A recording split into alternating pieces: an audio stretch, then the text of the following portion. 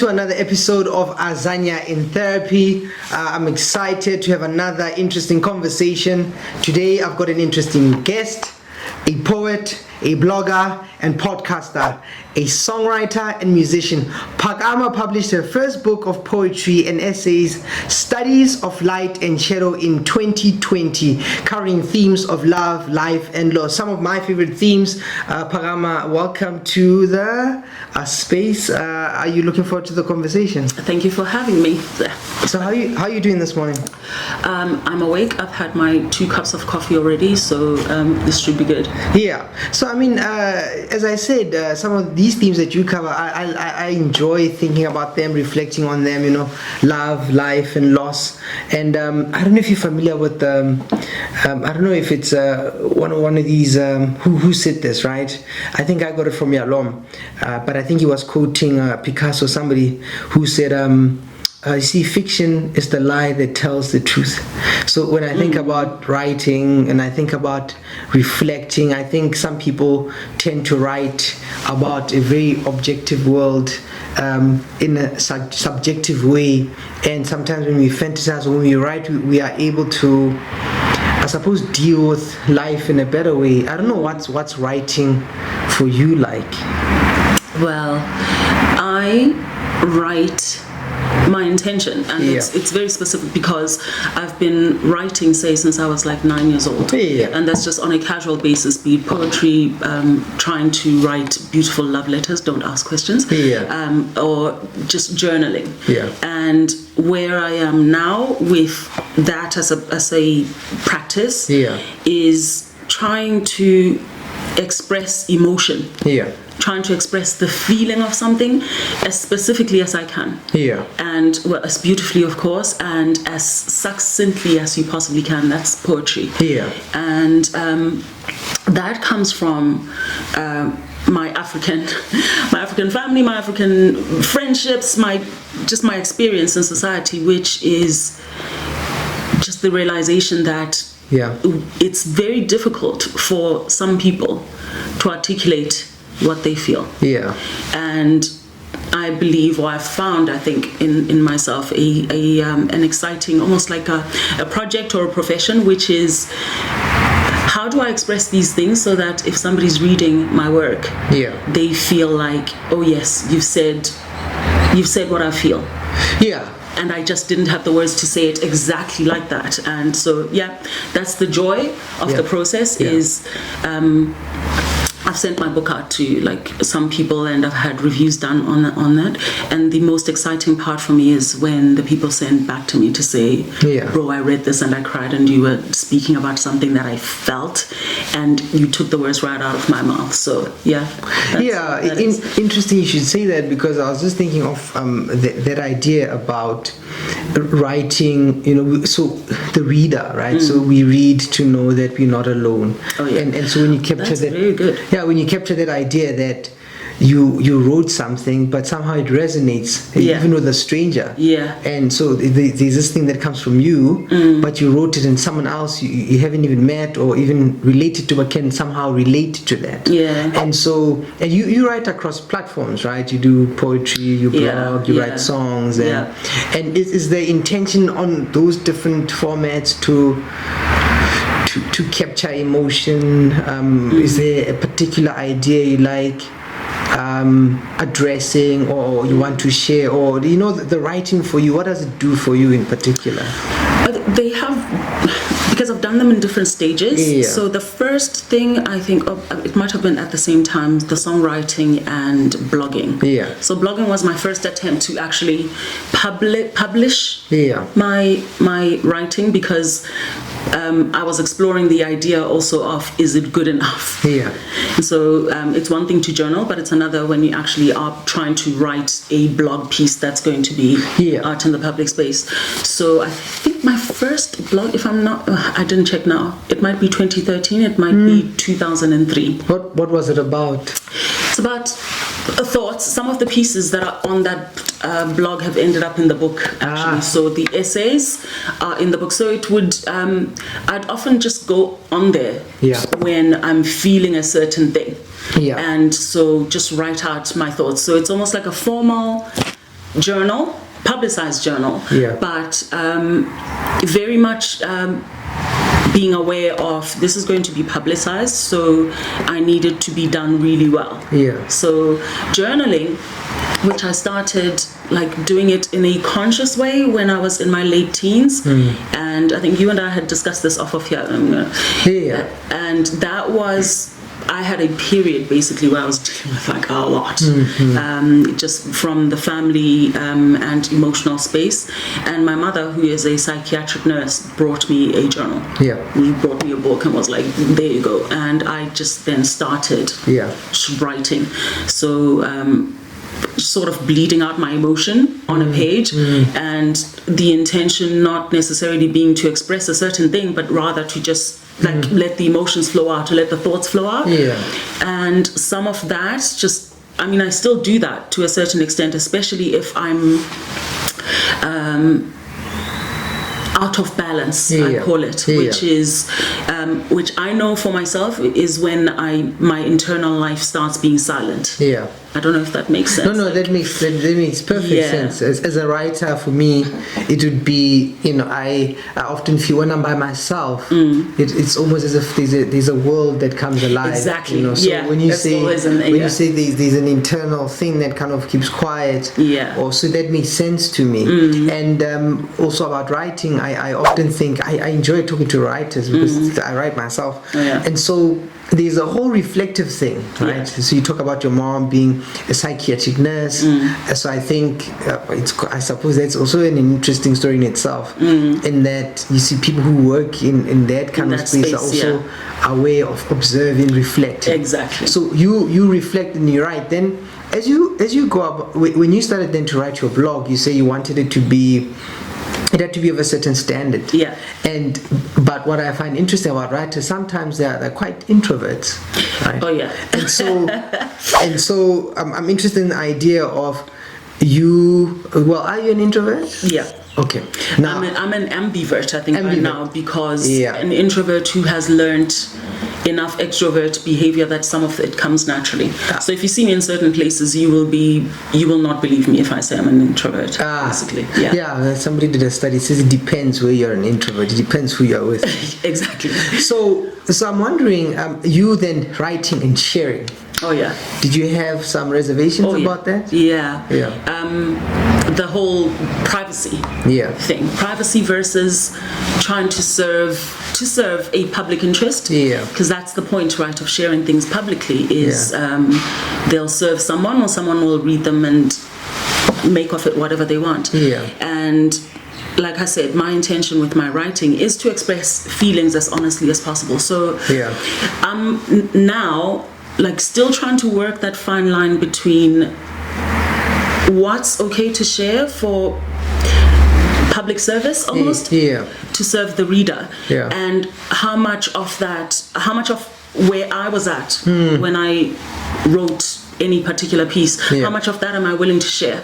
And I'm finding the balance at, you don't really need to know my story, you need to, it's more useful for you to find yourself in there. So part of what I'm doing with my own podcast, which is called the Mobu Broadcast, that's on Spotify. How do you spell that? Mobu, M-O-B-U, the Mobu Broadcast. It's on Spotify.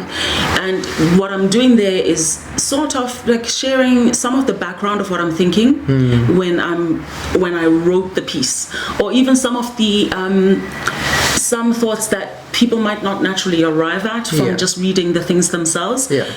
But at the same time, I'm aware I'm treading a very fine line so that I don't tell you how to interpret the things. I mean, art is meant to be that way. You're supposed to put that out there. People should make of it what they feel. And sometimes people will find things in your work that you didn't put in there, and you don't want to ruin the experience for them by saying, no, that's not what I meant. This is what I meant. This is how you should see it. Exactly. So there's that. So it's actually, now it's I don't feel that that's such a big conflict, because I've now managed to find where that line is. I'm not going to tell you how to interpret it. I've put it out there, and if we should have a conversation, whether it's like on my podcast or here or whatever, I might share perhaps some of the background, some of the experiences of where I was at when I was writing the thing or thinking about it. Yeah. But you don't need to know my full life story. Yeah. Yeah. Yeah, well, some people are very interested in that. But to me, that also sounds a bit like therapy. Yeah. Because therapy and teaching. Yes. Because in teaching, I love you say teaching because that's actually my intention. Some of it's also underneath there. Yeah. So I was saying, a good teacher is not somebody says, this is how it should be. A good teacher creates a context and you learn, right? Yeah. And for me, therapy, that's what it is. I know people get irritated with, what do you think? Tell me what to, what to do, what to say. But we normally say, in therapy, I don't want to steal your victories. Oh yeah. And so, you have to find your way there. Yeah. So it's because you'll cherish whatever you find better. Yeah. So that's your balance. So you got to a point where you're like, okay, I was writing to kind of express myself. Yeah. Okay, then you teach. You're like, okay, but you don't need to know so much, but we can discuss. Whatever comes out for you with my writing. Yeah. Oh yeah. And Perfect. things like that. Perfect. Exactly. Right. Then I was thinking. Sometimes with writing, I don't know if it happens to you, right? But with me, it's almost as if it's not something you put like. Even if you didn't have to share it, it's something you still think about. Yeah. A good example would be, I don't know who produced this movie, but there's this movie called Anonymous, and it's about how Shakespeare. So in the movie, the main character writes stories, and there's another character who's apparently Shakespeare, and because this person's of noble background, he can't share those stories on his own, so he colludes with Shakespeare. He says, take this play and put it on, and then so these plays, because there's this idea that Shakespeare stole plays from some noble person, but there's a scene in the movie, right, where the guy's like some duke or something. He says, his wife says, why do you have to write these things? Like, why do you're so obsessed with this thing? And then he goes into this monologue where he says, but he's like, I can't, the words, they just come to me. I thought, man, that's right. what it is. So I don't know if that happens to you, like where, even if it's not for public consumption, but the words and the ideas sort of, they present themselves to you. Did you experience it like that?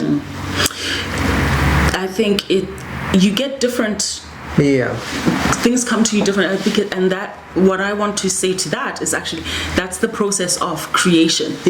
Right. Yeah. And I believe that if you're a human being, you are naturally a creator of whatever it is that you like, whether it's music, whether it's art, whatever it is, but we have a natural inclination to create, and where that comes from is and pardon me, it comes from somewhere. It comes from somewhere almost like outside of us, but from something that we are connected to.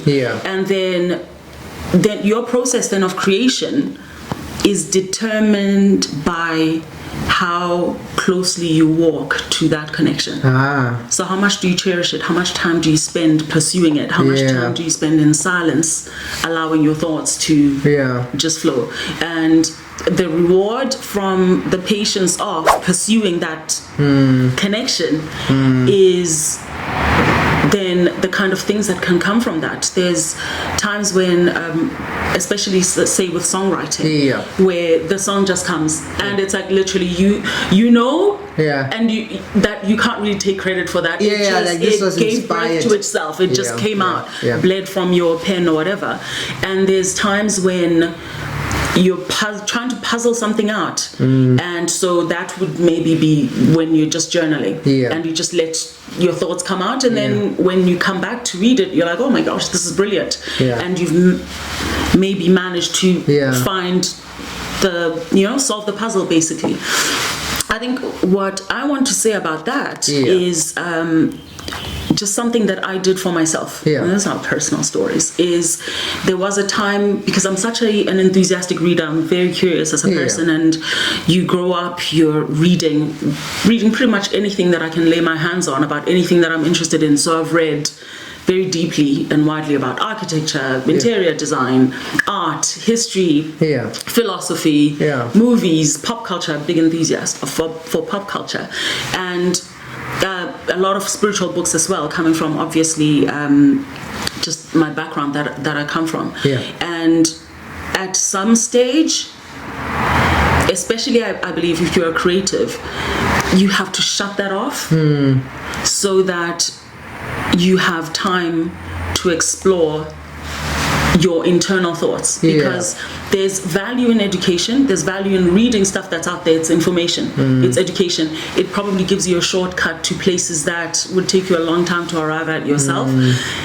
But there's also value in actually, I think, understanding what the flip side of that coin is, because education is also indoctrination. You see what I'm saying? And it's people, I don't want to say policing, but certainly laying down a track to say this is how we want you to think, and wherever that comes from, and to free yourself from that tyranny, spoken, unspoken. Free yourself from that, and it takes like unplugging and sit with your own thoughts long enough for you to arrive at a place where you can say, these thoughts are my own. I like that because I'm listening to you and you said so many things, but maybe if I start there with the ability to sit with your own thoughts, because I think many of us struggle with that. Oh man! But there's such a powerful thing in actually sitting with your own thoughts. And what you were saying earlier about, it's all good and well to read and to reflect, but one has to be careful of being indoctrinated.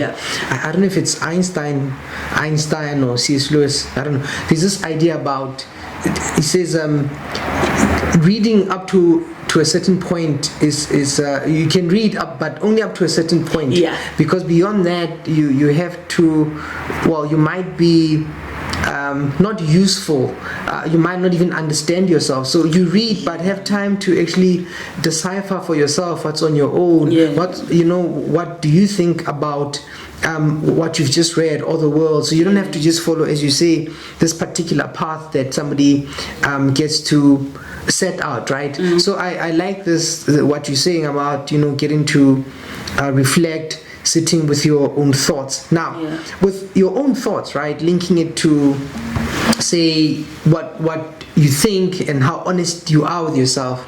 Do you think that the level of honesty as a writer you have with yourself, do you think that can be shared with the world, maybe professionally even? Do you think there's almost a person has to be split, like your true ideas? Persona.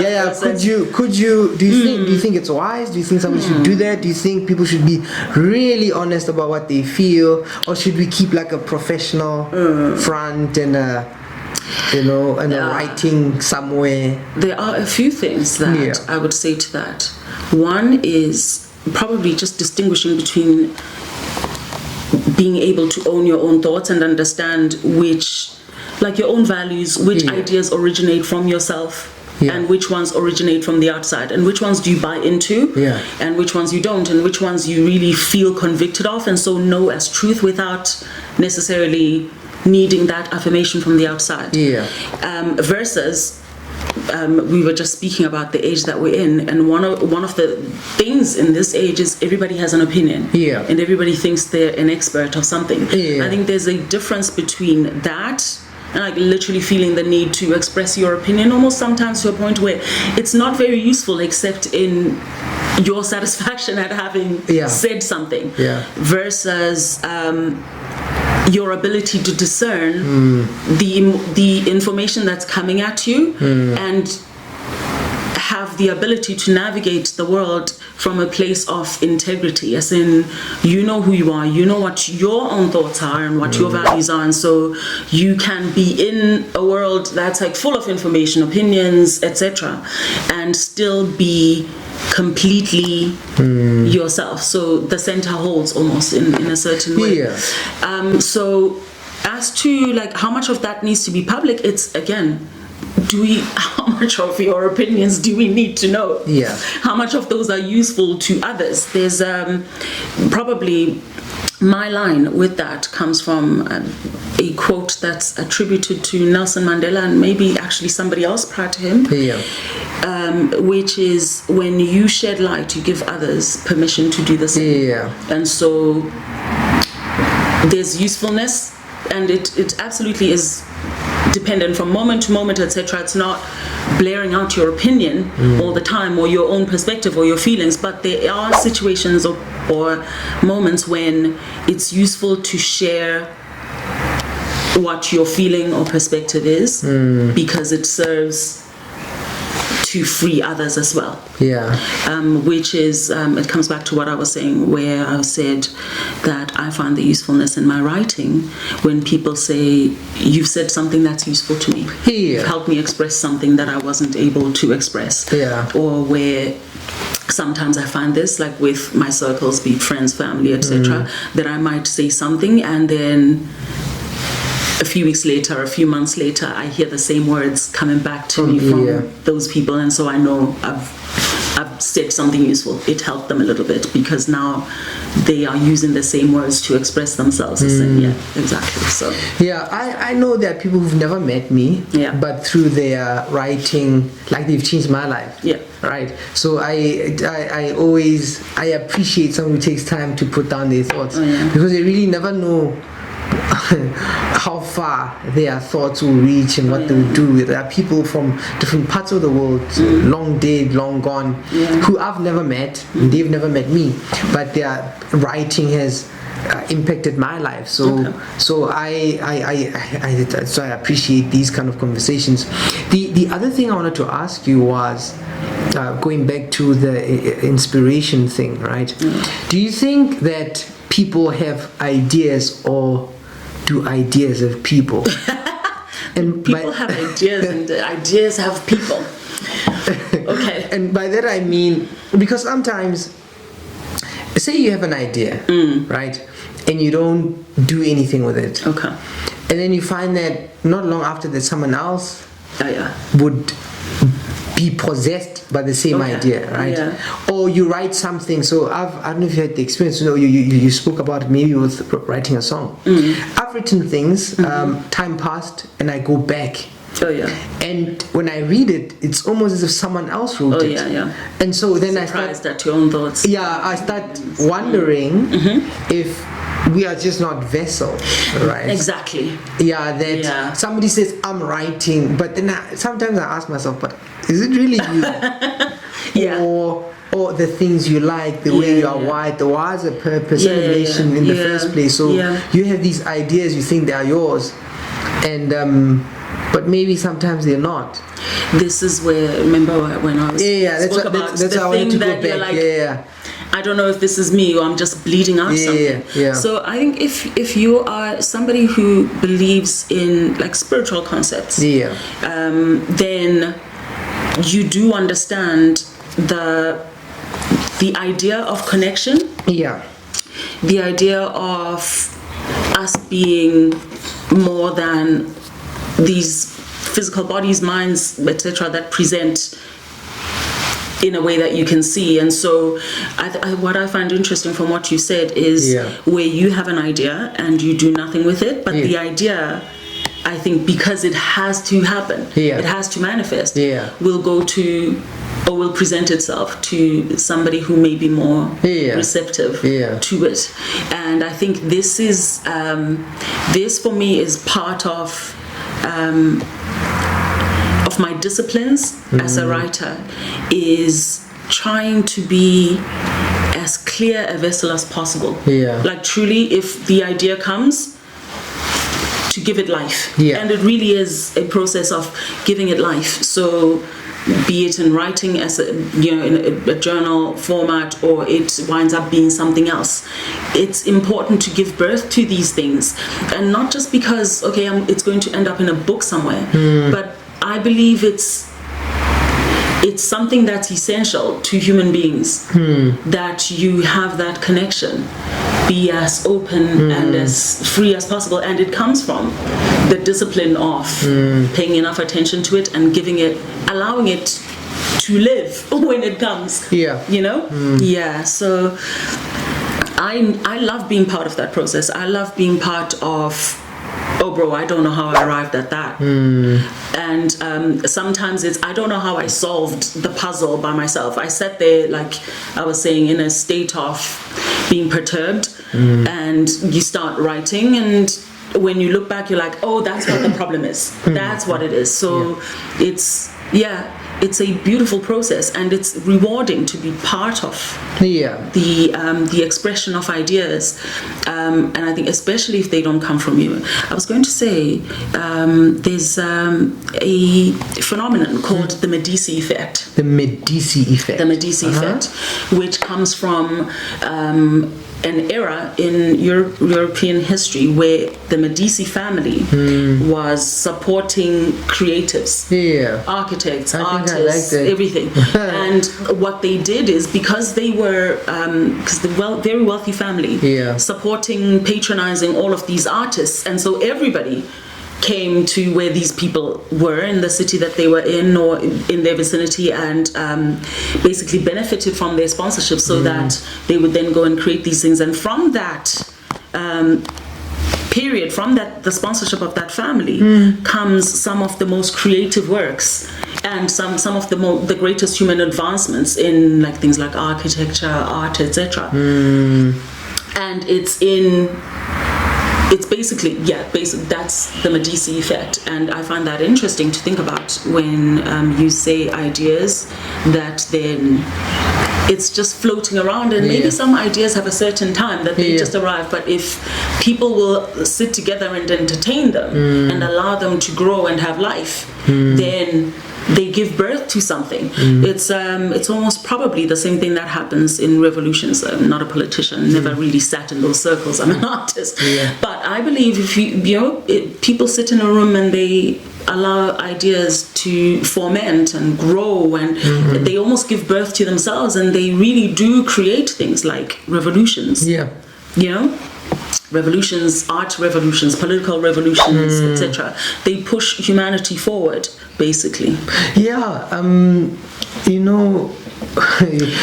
in completely foreign territory. We agreed to this. So we'll go into, because what you're saying is interesting to me. Maybe a point, and then we'll go into your work, right? But this is what you said. You said the idea when artists come together. I was just thinking about the idea of an artist, right? And sometimes the problem with the art and money, that sometimes you have this gift and discipline. You said that word, right? And because it comes with the disciplines, so maybe it starts as some sort of inclination, but then you start scheduling time to actually journal or write, so it's not just I have this feeling, but there's a discipline of, okay, then I'm going to honor this thing that I have, right? But in honoring a gift, you also need time and space. But then you might not get paid unless you have patrons and people who do that. What do you think about that, art and money, artists and money?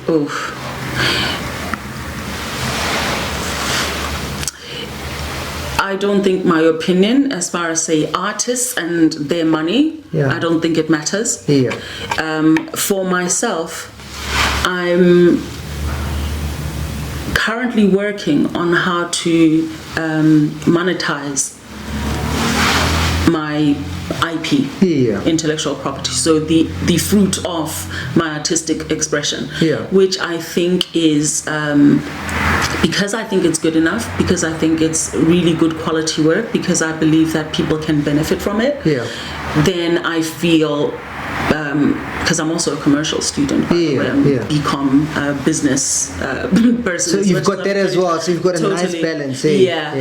So as long as in my book, as long as I feel like I'm offering a real service, and I would pay for it, and so I can justify to myself the application of a fee or the monetization of that. But it's not monetizing the creative process, it's monetizing the fruit of it.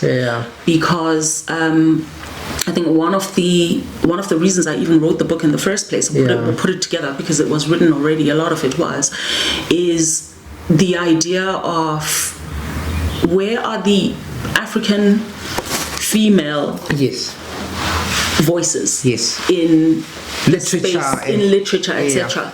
And feeling that I want to be in that space. I don't think my opinion for other people or about the art space and and how creators make their money, I don't think it matters. So I'm not going to give that.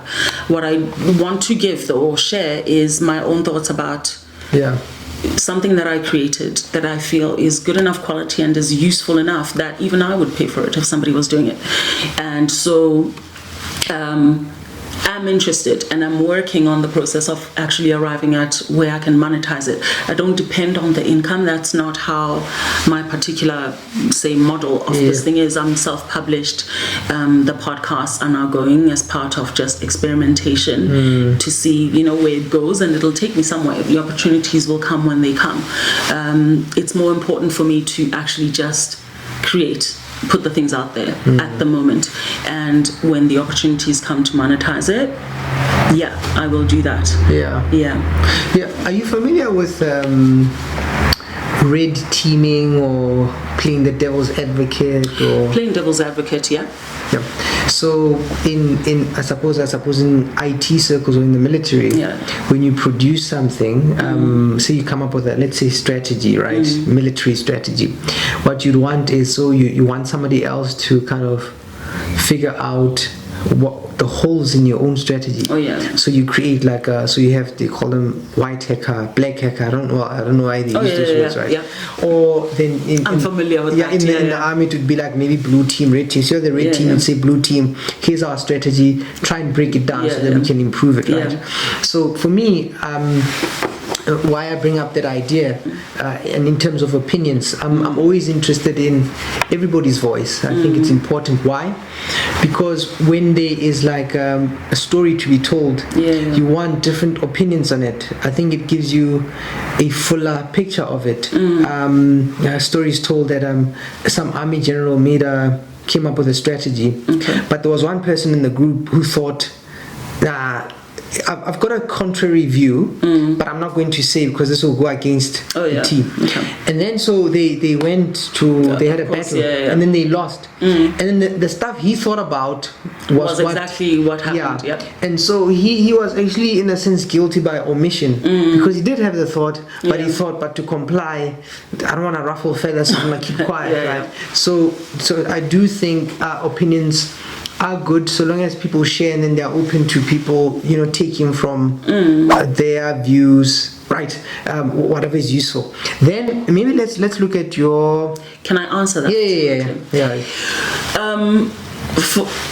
My perspective on opinions specifically.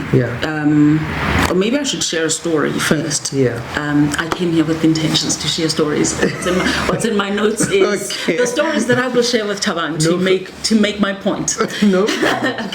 So I'm introverted, but very expressive naturally. And so university, one of my friends, a guy who's also a writer, I won't mention his name, but a writer, also very expressive, a legal mind in a certain perspective, in a certain aspect.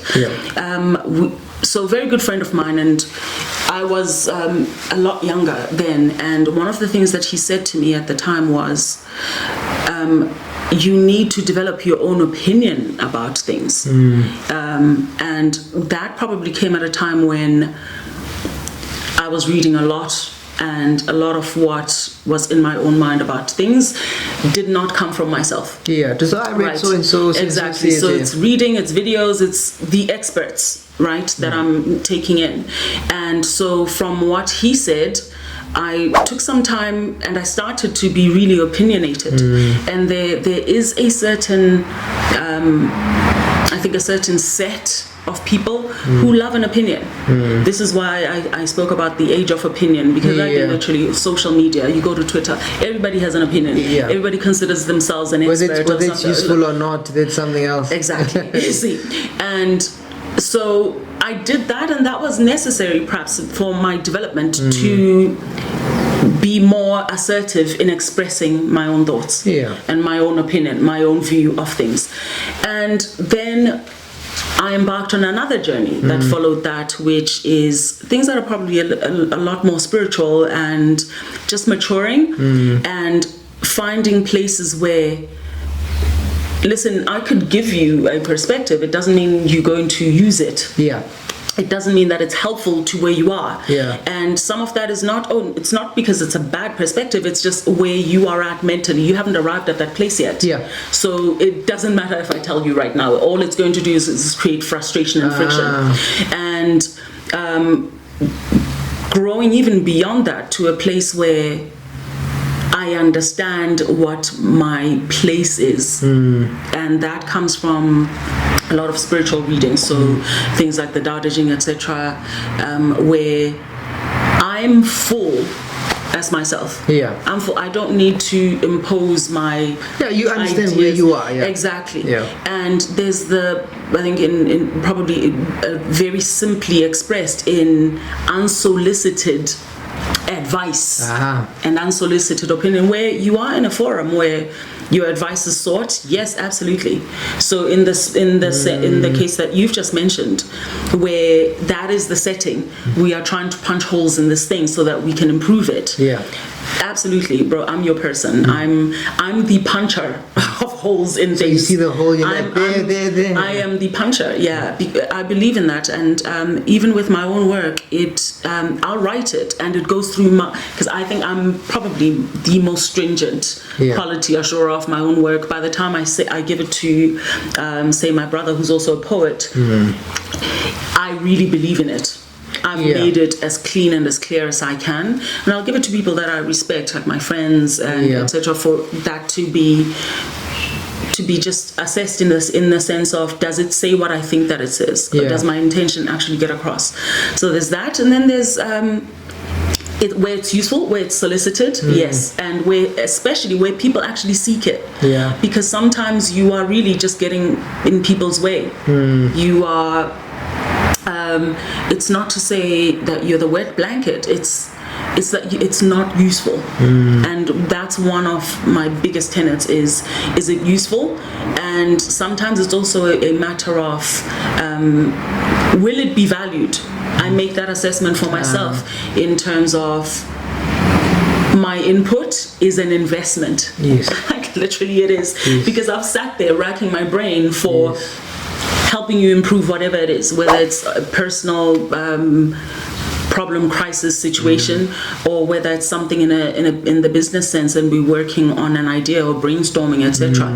Me applying my mind to that is an investment, and I will not throw pearls out before swine, basically. I won't. That reason when you said that, you got me, because I could say something, but will you value it, right? Exactly. Does the setting call for it? No, nothing else to add. To your book now, the title, right? Studies of Light and Shadow. Yes. So in fact, when I got your book and touch. So I looked through it. The title got me. Yeah. Studies of Light and Shadow. That's a beautiful title. Oh, thank you. Yeah, and part of it is because I wonder about things like that, because I don't know what you meant by it, but I was tell me what you made of I was thinking things like I think it's the German philosopher Nietzsche. He talks about, he says, when you want to paraphrase something like that, if you want to build a tree that must reach the heavens, the roots must go as far as hell. Oh yeah. And so just that juxtaposition of in order to understand things, you have to be able to go both ways. Jung also has a similar idea in that there is because we say human beings tend to split themselves and we have personas, but part of having a full life experience is understanding all of it. So the light and the dark. And even training as a psychologist, I remember we used to have supervision, and my supervisor said to me, don't be afraid to enter the dark side. And I thought, that's a weird thing. What do you mean? Right? But working with people, I know you can't take people to places you've never been. And so the wounded healer heals best, those ideas. So when I saw the title, that grabbed me, right? And also when I look inside, like you've got pictures and you've got, so that was interesting to me. And they look like you were overseas somewhere, or just your layout. I was interested in that, it's because you look black and white cover, but inside, this, I suppose when you earlier said you study architecture, and I found these interesting in that how come you chose it. So it seemed intricate, deliberate, yes, thought out. So that's the impression I got. Oh yeah, brilliant. Just from just when I look at it, can I applaud you? That's perfect. No, that's absolutely perfect. Yeah, that's the sense I got. Yeah. And you got it absolutely right. Ah, beautiful. Yeah, you got it absolutely right. The title is Studies of Light and Shadows. A study of something is obviously, you will know this from a psychologist, a study can be literally you studying something, it's research. A study can also be like a painting or a quick drawing. It's like a study of something. So it's almost, say, portraits of light and shadow, because the contents of the book are exactly that. It's light moments, as in the good moments, the moment when you feel like you're in the light, and the shadow as well, because life is light and shadow. So beautiful. It's like to say portraits of our light and our shadow as far as human experiences go. Very timely thought in a context where we believe that life is about me being happy, and life should go this particular way, and we are surprised by loss, right? But if you are to love, hence I said, so I mean, like love, life and loss, those are themes that we deal with, and sometimes we are caught by surprise by that. So going into your work, then I don't know which piece you want to discuss, but eulogy stood out for me. Is it politic? Eulogy is literally, it's exactly that. It's a eulogy.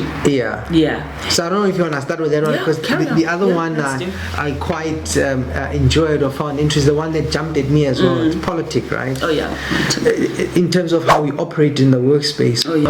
I have a master's degree in innovation, service leadership and innovation, and one of the qualities, basically one of the core tenets of the whole teaching behind innovation and service leadership, probably one step back, is the point of the course is to teach professionals who are already in corporate spaces, this is how you enable innovation. This is how you structure your organization. This is how you organize your people so that your organization is able to innovate. So be it investments, marshalling of resources or people, etc. And the second part of it is really this heavy emphasis on innovate or die. Innovate or die. The companies that die, the companies that don't exist now, are those companies that didn't have enough focus on what's coming in the future and being able to prepare for it today, so that when that future arrives, you are not only in a position to defend your space in the market, but actually in a position where you can take advantage of that. And so the best way, of course, to manage the future is to create it yourself. So as far as that goes, your organization really needs to be doing that. And so these are key factors for how organizations succeed and how they stay alive.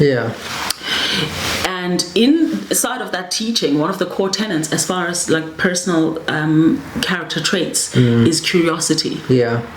And I find like when I'm obviously in class and I'm retaking all of this, because I'm also just naturally curious, this comes as no surprise. I'm like, yeah, that makes sense.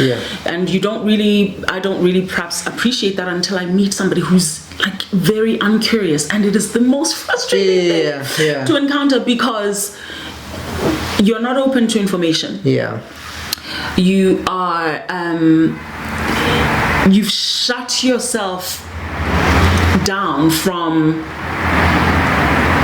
new ideas, from things that would help you evolve, things that would help you improve yourself and do better in life. So curiosity is, like, for me, it's such an important trait, and there's not enough, I think, teaching around fostering that in children, in adults. There's simply not enough, because the way that we are raised in a lot of ways is about managing your outward behavior. You know what I'm saying? Yes. So you get a child, the things that you want to teach them are, if a child comes in here, their immediate intuition or instinct is to literally clamber around this place, explore. It's curiosity, right? And what do adults say? Sit still. Yeah. Sit in that one place. Stop throwing things around. Stop digging in there. And so we raised with this anti-curiosity tenet, which I think, especially in this age, I think in a certain era, you might have gotten away with not being that way because the world was very industrialized and it had a little place for you where you could be this cog that can be mindless. Yeah. But nowadays, I don't know if we can afford that as much. Yeah. Anyway. No, beautiful thought, because what you're describing, I mean, it makes sense for me if you take it from a developmental psychology perspective. So it's precisely that. So when a human being is developing, you want to create spaces where they are curious and they get to find themselves. In fact, sometimes when you do therapy, you can have unstructured play, right? Or it should necessarily This is for children or for adults? For children. Okay. Even for adults. It's needed for adults. Yeah, what you want to do with a human being is that you want them to be able to pick ideas, look at them, put them down, pick ideas, look at them, put them and rearrange them, and then take and fit them in their minds in the way that it works, right? And it is true that we do that as we develop. The world sort of beats, stymies that instinct. Curiosity out of you, and then you struggle later on. You don't have a voice, you don't have an opinion, you don't know what you want, because someone else has always taught you or told you what to do, how to do it. So I can see that how people struggle with time. Isn't that linked again to that whole thing that I was speaking about, which is unplugging from other people's thoughts and other people's teaching? So it's really very much an unplugging from the matrix. Perfectly put. That's it. That's it. Really, Blue pill, red pill, is, right? Now, your studies of light and shadow, right? One of the pieces that stood out for me is politics. Yes. Because I'd mentioned earlier that sometimes I go from company to company doing debriefings, doing different things in different companies. And sometimes I just find that people find the corporate space combative, right? And so when I read your piece, that stood out. Do you want to say a little bit more about that particular piece? I'm just gonna you can just open it or even read a line or and take us into that. Take you into that. So this is again. I'm trying to think what's the best way to explain it. I'm going to read it out loud because I've written this as clearly as I can and expressing exactly what that feels like. So this is called Politic, and this is how it goes. Boardroom politic, guarded diplomacy, corporate chess, constant eyes watching, hushed voice whispering, clandestine maneuvering, public ousting, casual backstabbing, daily killing dreams, daily crushing hopes, poisonous mentors, traitorous bosses, betraying colleagues, step, crush, tough choices, pick a side, back the right horse, sacrificing ambitions, waking from fantasies, I would rather die than live like this. I mean, that's your last line, right? Right? That line, right? I'd rather die. This competitive dog world, this I'm going to take credit for the work that you've done. I'm going to manipulate you kind of world. I'm going to watch you, report you. Just I want to get ahead, sabotage. So, and people go to environments that are like that. Do you often think that people see that they are doing that? Like, for example, I ask myself, if somebody comes and says my manager is like this, or a colleague of mine is toxic, I often wonder what that person thinks. Are they aware? Are they aware? Like, people see me as toxic, or I am, or what do you think about that? I will just speak outside of this.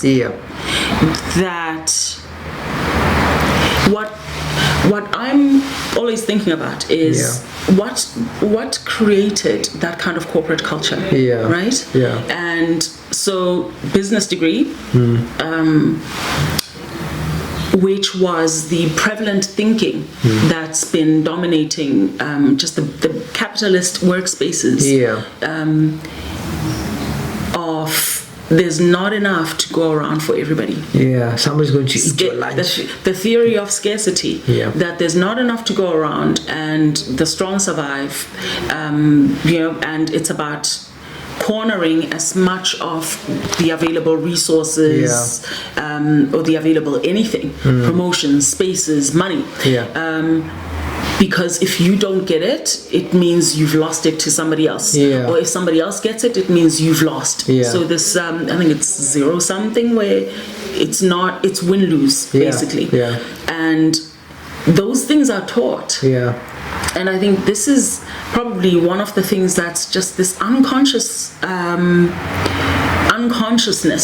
of people in those spaces, that you are actually behaving in response to what somebody put in your head. And because that's what's been in the business teachings, like literally, this is economics theory that I'm telling you. Like Keynes, it's studied by everybody who goes into a business environment, economics 101, etc. And if you are taught that, then it's not a surprise that when people then arrive in these workspaces, that's exactly how they behave. Versus what is now becoming prevalent teaching, even in business spaces now, it's starting to come in, the theory of abundance, which is there's more than enough for everybody. And to say, instead of competition, which is what has been taught previously, collaboration. And instead of this zero sum, if you win, I lose, and if I win, you lose, there's actually, we can all win. There's more than enough resources for everybody. So, and there's more than enough to go around. And so, it's just, I think, because if you are in those spaces, it's very, the instinct is just to survive, and I can't give anybody advice. I can't speak on that. It's just now they like, take my position. Exactly. And when you are in those spaces, really, you are trying to survive. You're trying to make a living. And so those, like, it's a really pitiful situation to find yourself in, where you are dragging yourself to a place just to ensure that you've got medical aid and rent, as I say. Like literally keep the body alive and keep it dry. Keep it dry so that you can show up the next day. But there is a different school of thought, and you can, in a way, like free yourself, even if the environment doesn't change. But you can certainly come in with a different way of thinking and then interact with the people in that space and the environment differently. But will you not be left behind? No. So you'll still, do you believe that you still, those who collaborate will still get the promotions, will still... Well. I think what I'm finding personally is that when you think differently, then you are looking for something different when you are looking for your next job.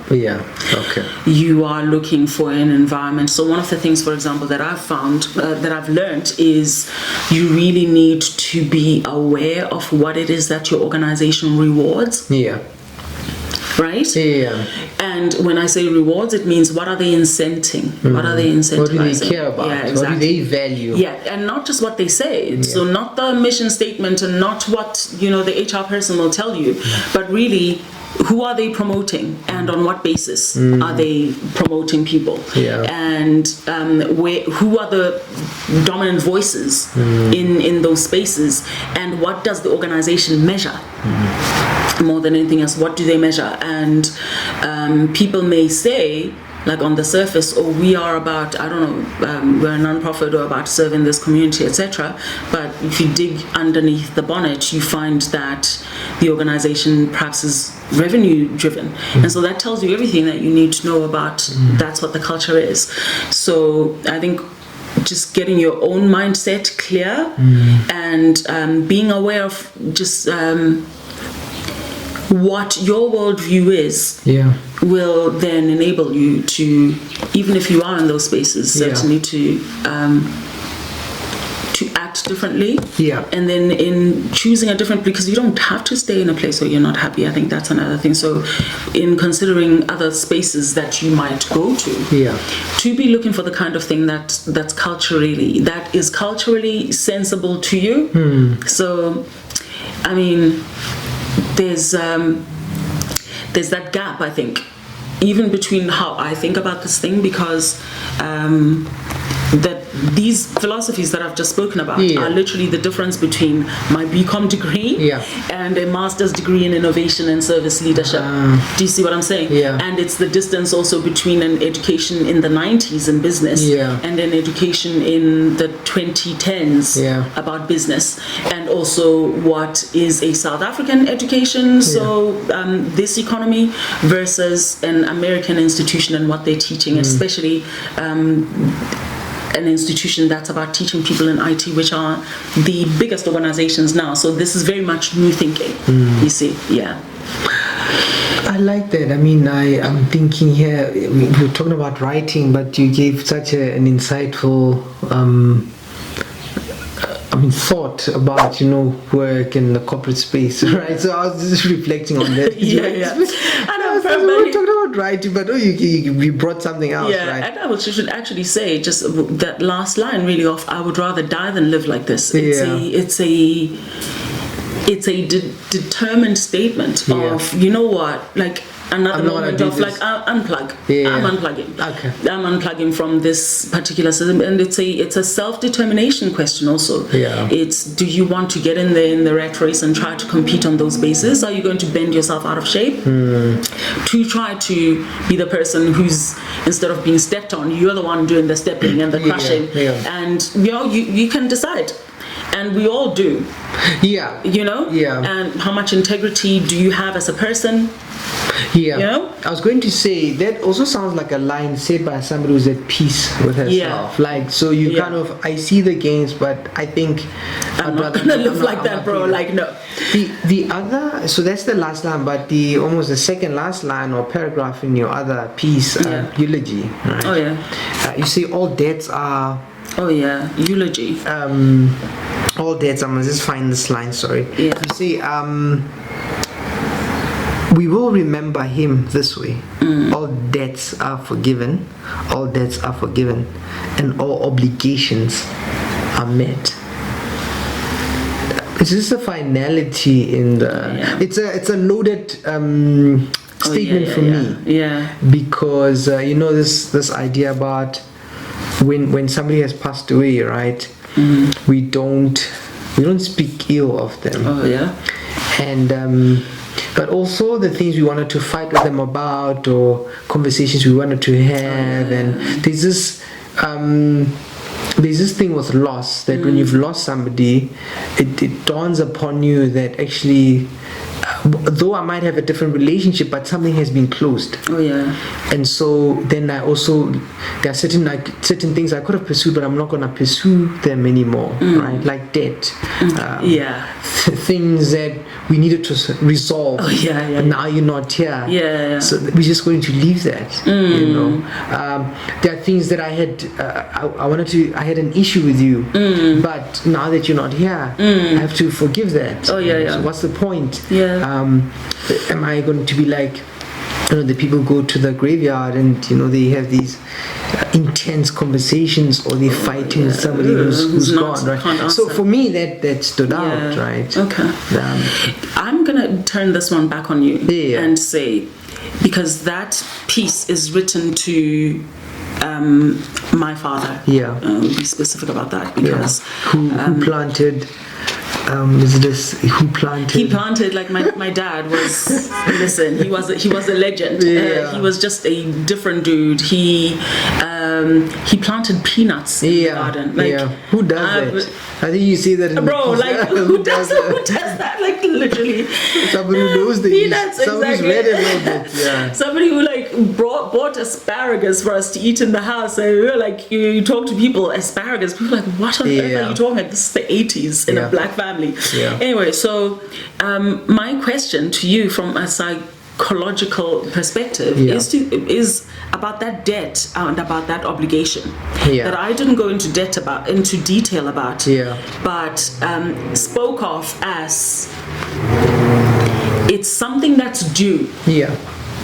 What is that? What does a parent owe a child? What a question. What does a parent owe to their child? Well, it depends, on a basic level. What the parent does for me is essentially prepare the child for the world of tomorrow. Okay. So you parent understanding that, okay, you are, there are many things you can't do, and you're going into this world that's coming. So it is my responsibility to give you what you need.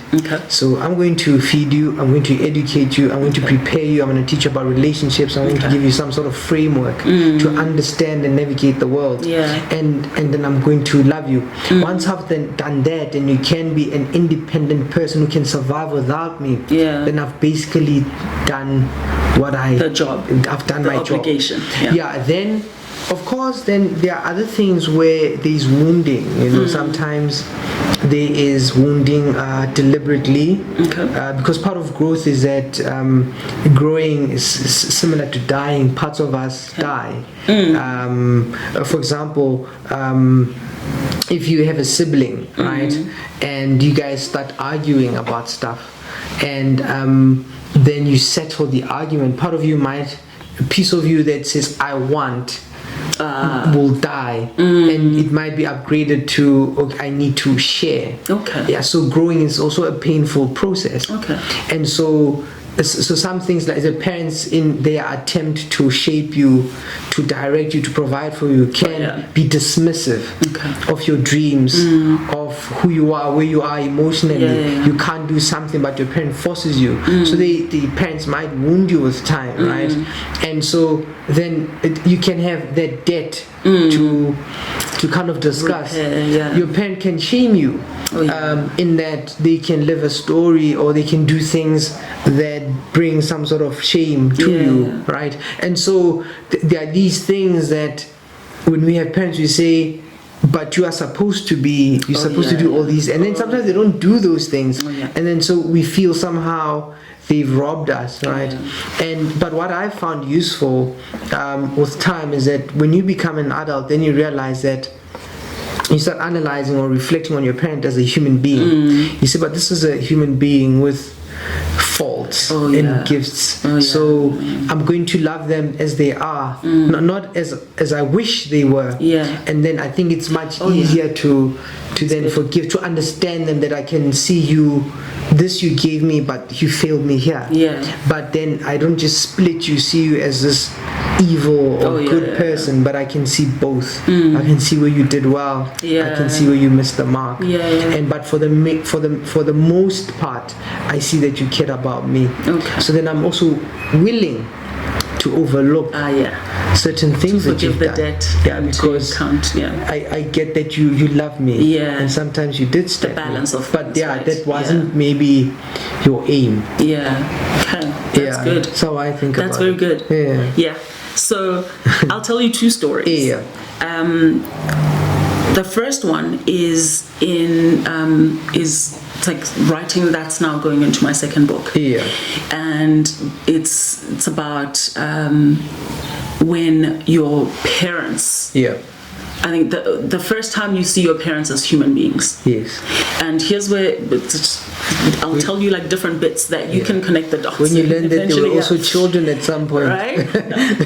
Not even so much that, but more from, so my father said this to me one time. He was like, when children are young, they idolize their parents. True. And then they get a little older, and they start to question their parents. Around teens. Exactly. And then they get a little older and they think their parents are absolute idiots. Right? Completely dismiss these people. They don't know anything. And then they grow up a little bit more, and then they start to respect their parents. And so just change of perspective. Yeah. And when they have then attained maturity, basically, then they start to emulate their parents. Yeah.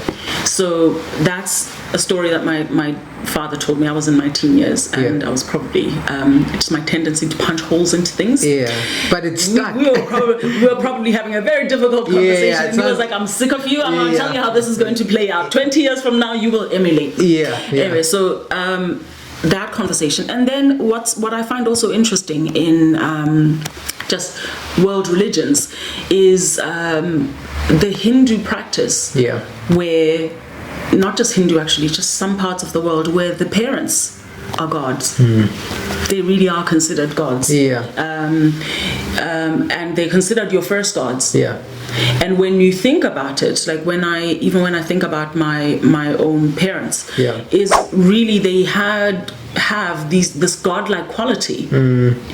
From my perspective as a child, they are all knowing, all loving, they are everything that you know, basically. And in a sense, they are a representation of, say, what a deity would be to a human being. They provide for you, they look after you, they love you, and so just understanding that. And I think obviously from, say, the perspective of the kind of spiritual practices that I was raised in, looking at that as a curiosity initially, thinking this is this is wild. Deep. This is wild, and I don't see the point. So in Hinduism, and I know for sure in like Confucianism, but when you look at it from a realistic perspective, you have to admit that, like, really, children do when we are young. Our parents are our gods. They are, and so understanding that, when one of my beliefs that really, if you look at all world religions, there's a little bit of truth in all of them. There's some truth and some basis for it, and so there's absolute truth in that belief that says that your parents are gods. And then what's in now my new book is when your parents disappoint you, it's like losing your native gods. Do you understand what it's like to lose your religion? It's painful. It is life altering. It is you are unmoored, basically. You have lost your connection to your foundations. What makes sense? Nothing makes sense. Exactly. And you will literally have to rebuild yourself up. Using it's an excruciating process. And depending on how far off the mark your parents fell, how far short they fell, that's how much pain then you are in from that experience. Like I think my father might have spoken about it, quite likely to just say that that whole point where you think your parents are liabilities, basically. But it's a really deeply emotional, disturbing, painful, excruciating process. So really, that being disappointed by your parents really is like losing your native gods. And here's the second story that I will tell you about that. Is I am in South Korea a few years ago. And because you like traveling, or you're working at that time? I travel a lot. You pick a place and I'm gonna do South Korea. I pick a place based on who does not require me to have a visa. So who respects me as a human being from South Africa. I see. And it'll be like how easy is it to get there, and sometimes it's based on the logistics around. And sometimes it'll be how curious am I about that particular place. Okay, so you're in South Korea. I'm in South Korea. And because I travel a lot, there's like you will find yourself sometimes in parts of the world where there's not a lot of black people. And if I'm traveling, And are you by yourself? Yeah, dolo. So you're not like, ooh, you're okay, like you move in the streets. Okay, so yeah, curiosity, right? Yeah. Curiosity, and because I've just always had that bug in me. So I'm dolo. I'm in South Korea. This is not my first time in Seoul at the time, and because, like I said, when you travel, you'll often find yourself in places where there's not a lot of black people. Yeah.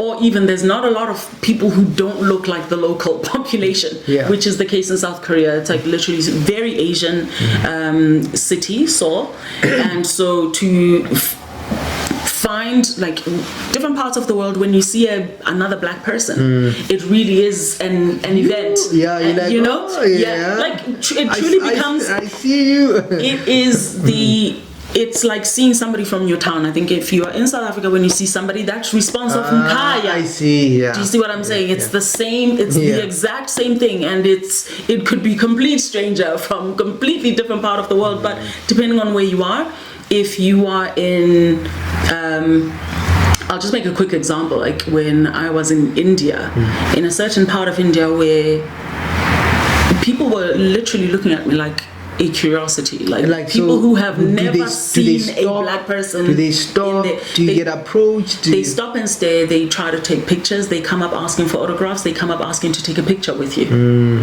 because they've never seen an African person ever in their life. And the feeling you get is these people are curious, or what's the feeling?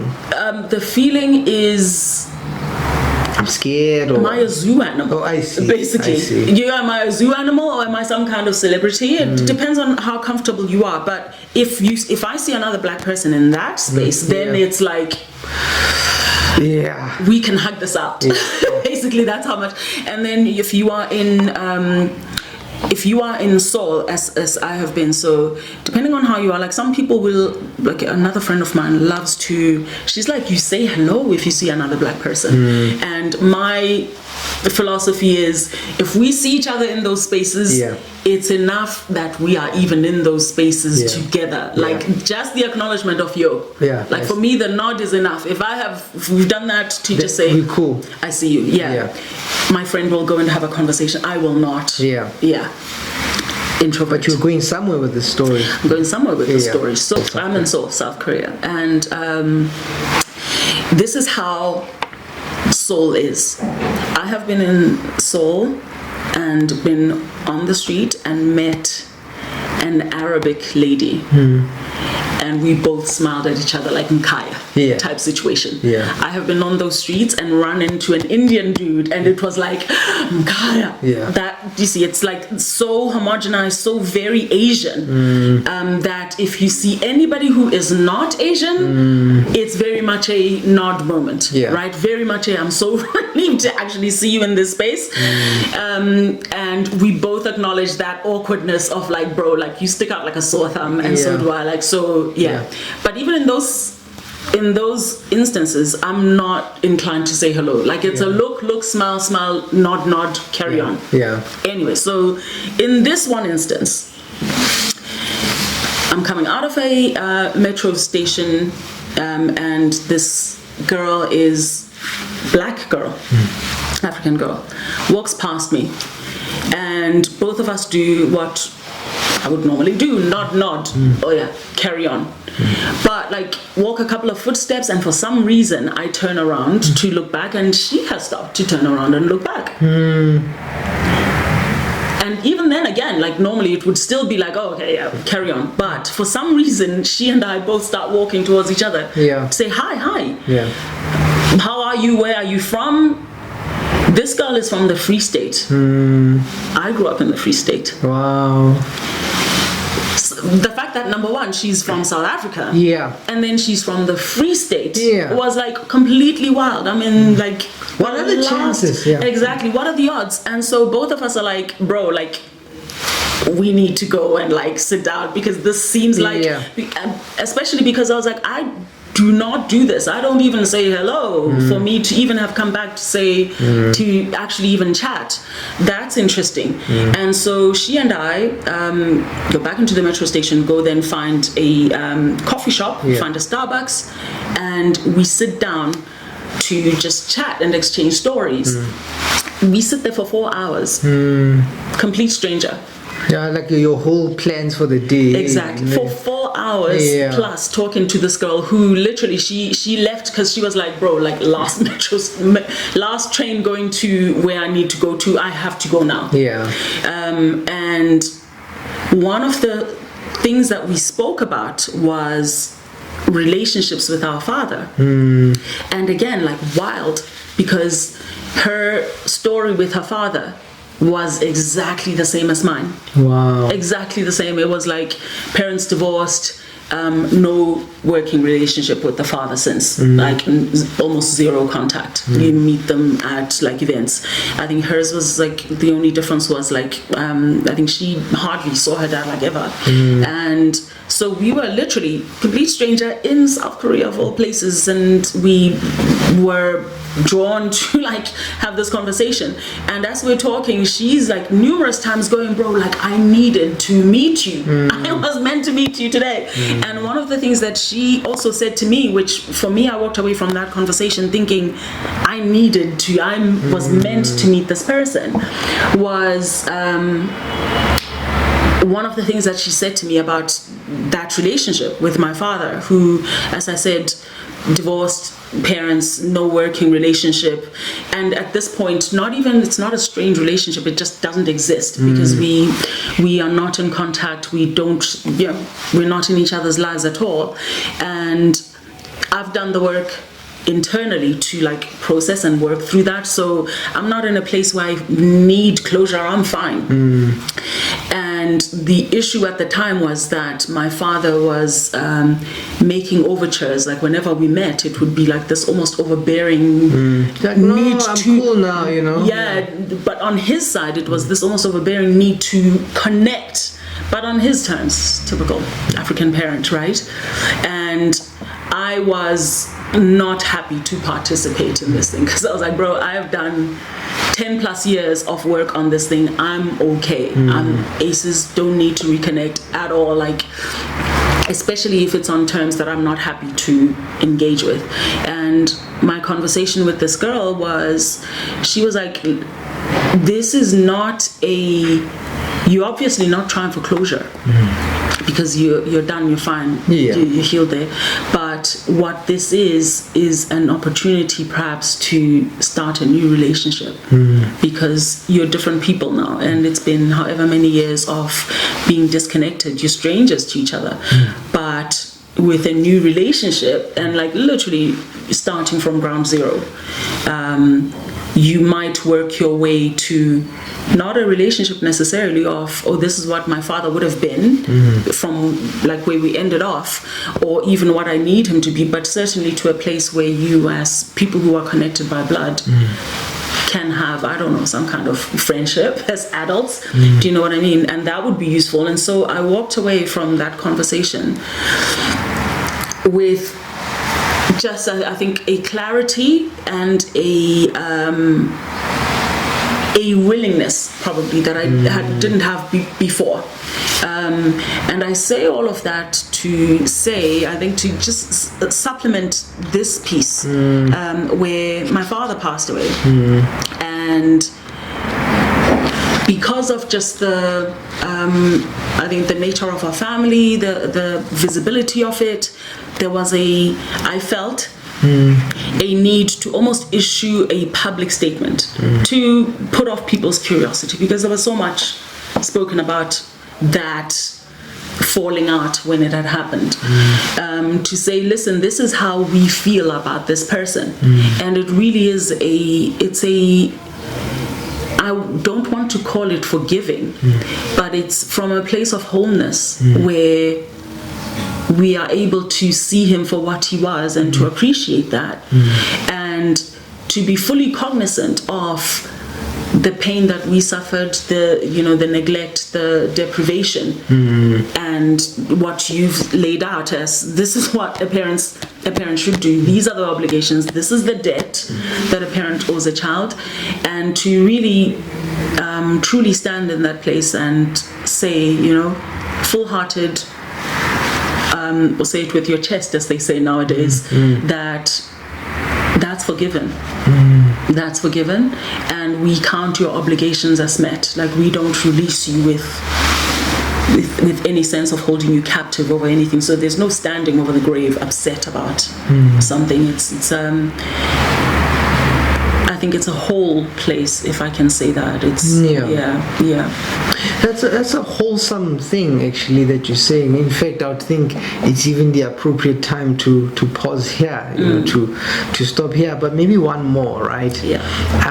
So you've traveled. You write a piece about isolation. Oh yeah. And I know at some point you had mentioned you being in a different country, and like it's almost like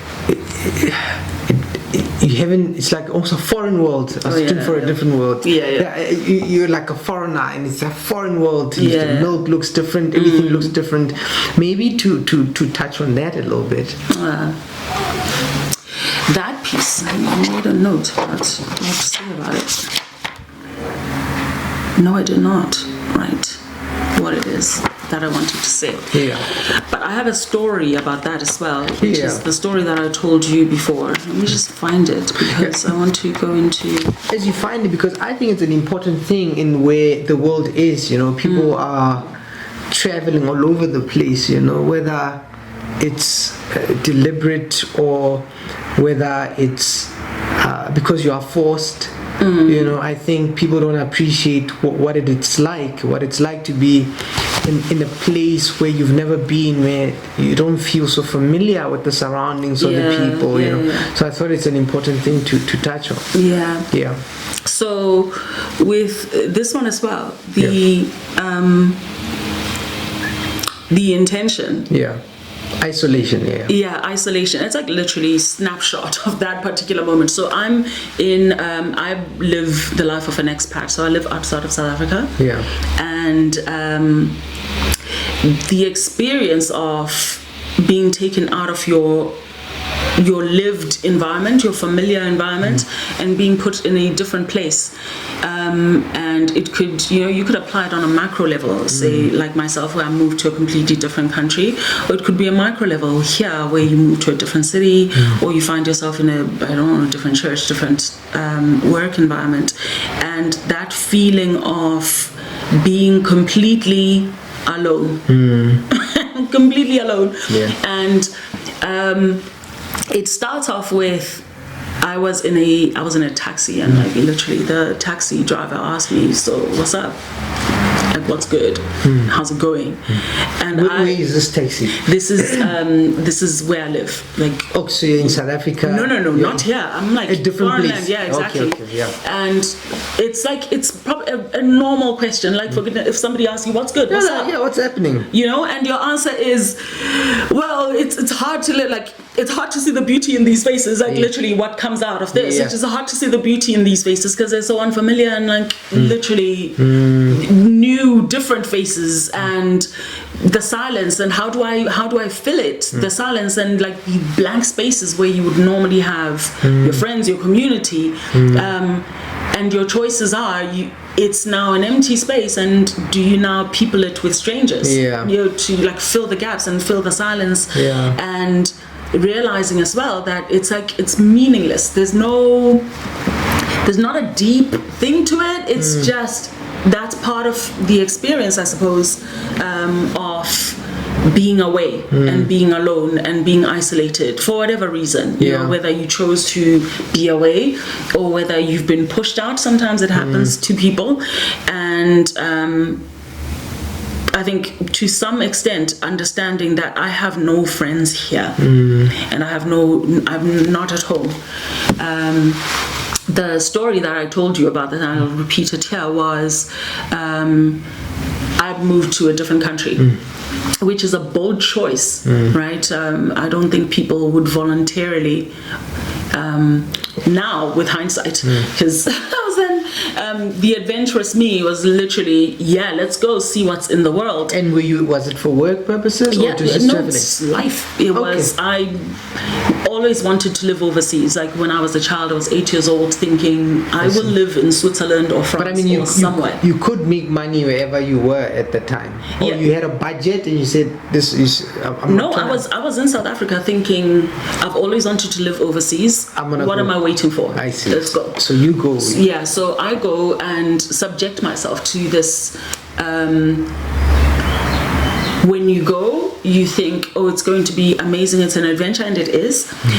But you don't think about the very practical things that make you a stranger in that place. You don't think about, I'm going to be isolated, I'm going to be friendless, I'm going to be communityless, like literally without any roots. And it's part of the cost of that process. And like I say this all the time on my blog, is that I offer no answers. Literally, I offer no answers, no solutions. I'm not giving anybody advice with these pieces. I'm just trying to tell you exactly what that moment feels like. And it feels like this. It feels like going into a supermarket, which I did. Like when I was like my earliest days there, go into a supermarket to do what is the most benign of activities. Go do some grocery shopping, go buy some food. And number one, the brand of the shop is unfamiliar, which is fine. You know, a supermarket is a supermarket, but you go inside, the layout is completely different. You go try to find what you think are staples, and they are not there. So there's no mealie meal on the shelves. There's no, there's no aromat on the shelf. And you go try to find the most basic things, milk, and there's no clover, there's no brands that you recognize. And mayonnaise, there's like 50 different options, but none of them are Nola or Cross and Blackwell or anything that you're familiar with. And it is this stark realization that you have been completely removed from, sounds like your planet. You're in a foreign, you're in a foreign place, and it can be absolutely excruciating. Like that one time I walked out of the supermarket in tears, like I cannot do this. I don't know what I've just literally done to my life, because I'm in a completely different place. Nothing's familiar, except for when you find something, like literally, this is like the weirdest thing, when you find something made by Unilever. You're like, oh my goodness, there's Lux. Here's some Aqua Fresh. And these are the bits that make you feel like, oh, you're still in the world. Like you're still, a little bit of familiarity. But the feeling, and one of the reasons I put it in there is just the awareness that even as I experienced that, and it's a singular experience because it's not a lot of people that even I know who choose to emigrate and subject themselves to that, like completely immerse yourself in a new world. But it's still an experience that is a people experience. Like when I moved to Pretoria, after living in East London for years, and I don't know anybody. I have to go to find a new church, which is like where you and I know each other from. And just doing things like I have to audition for these people. I have been, I know me. Exactly. All of that stuff. It's putting yourself in a new place, putting yourself in a new environment.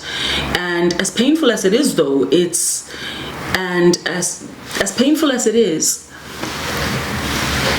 I feel like it's still something that's useful, in the sense that one of the benefits, for example, of doing what I did, literally leaving your whole country, and even on a smaller scale, in a South African context of leaving the Eastern Cape and moving to Gauteng, is realizing that is finding your South Africanness instead of your provincial identity, which is I'm a Xhosa person in a Xhosa province, and so I'm this person.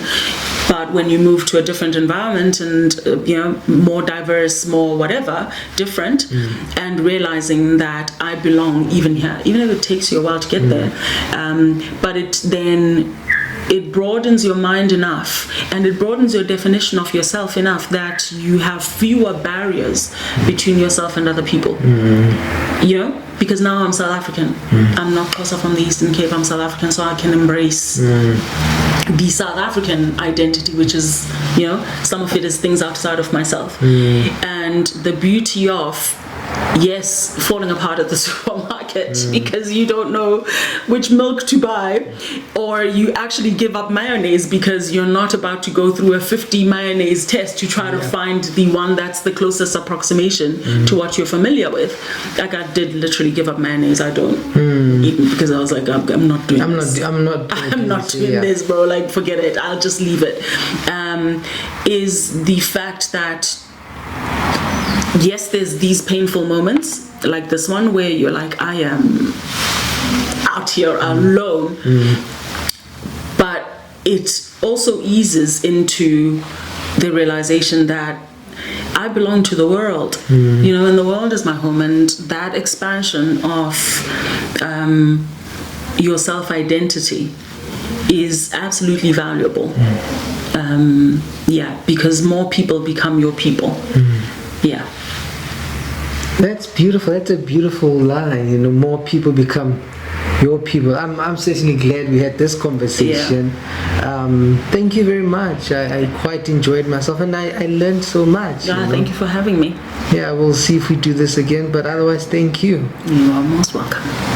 Okay.